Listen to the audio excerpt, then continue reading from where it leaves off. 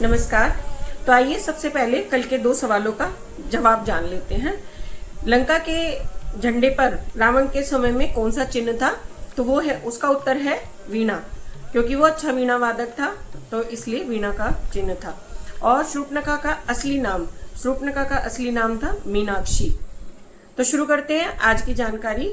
जैसा कि आप सभी जानते हैं, कल हनुमान जयंती थी, तो आज थोड़ा हनुमान जी के बारे में जानते हैं।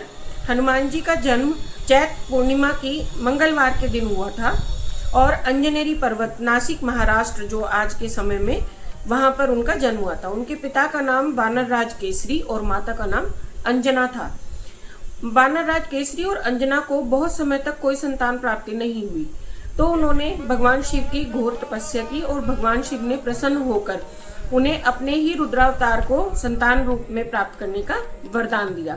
हनुमान जी 11वें रुद्रावतार हैं शिव जी के। तो जब उनकी तपस्या से प्रसन्न होकर उनको वरदान मिला, तो भगवान शिव ने अपनी ऊर्जा अंजना जी तक भेजनी थी, तो उनका तेज ज्यादा था, तो पवन देव ने ये एक मध्यस्थता का काम किया था कि भगवान शिव जी की ऊर्जा को उन्होंने हवा के वेग से अंजना जी के गर्भ तक पहुंचाया था, सूक्ष्म रूप में। इसीलिए उन्हें पवन पुत्र भी कहते हैं। इसी कारण उनका नाम मारुति था। अब उनका नाम हनुमान कैसे पड़ा? एक बार हनुमान जी ने आसमान में सूर्यदेव को देखा और कोई फल समझकर उन्हें खाने की तीव्र इच्छा हुई और वो आसमान की तरफ उड़ चले। जब वो सूर्यदेव के पास पहुंचे तो इंद्रदेव ने संसार की रक्षा के हेतु सूर्यदेव को बचाने के लिए उन्होंने वज्र से उनके ऊपर प्रहार किया, जिससे वो मूर्छित होकर धरा पर गिर गए और उनकी हनु मतलब ठुड्डी पर चोट लगी और वो टूट गई। हनु का मतलब होता है ठुड्डी और मान का मतलब होता है घायल। उनकी ठुड्डी घायल हुई, तो तब से उनको हनुमान जी के नाम से जाना जाने लगा। इंद्रदेव ने हनुमान जी पर जो प्रहार किया, उस बात पर पवन देव रुष्ट हो गए और उन्होंने वायु का संचार बंद कर दिया। सृष्टि में हाहाकार मचने लगा। तो ब्रह्मा, विष्णु और शिव जी हनुमान जी के पास, और उन्होंने उन्हें एक एक करके वरदान प्रदान किए कि वो अजर, अमर और सर्वशक्तिशाली रहेंगे।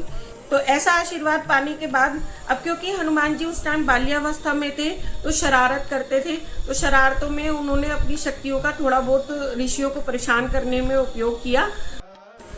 तो उनकी इसी शरारत के चलते ऋषि अंगिरा की तपस्या में उन्होंने बाधा डाली थी। कुछ कथाओं के अनुसार ऋषि मतंग का भी नाम आता है। तो उन्होंने परेशान होकर उन्हें शक्तियां भूलने का श्राप दे दिया था।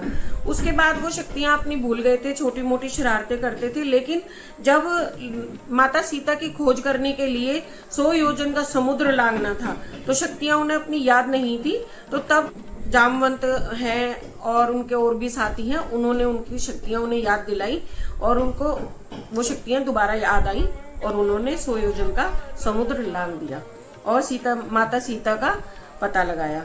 और क्योंकि वो पवन पुत्र थे, तो इस कारण उनके अंदर वायु से भी तेज उड़ने की, वजन बहुत हल्का करने की और सूक्ष्म से सूक्ष्म रूप लेने का पहले से ही शक्तियां उन्हें प्राप्त थी। तो कैसी लगी आपको आज की वीडियो? जरूर बताना। नमस्कार।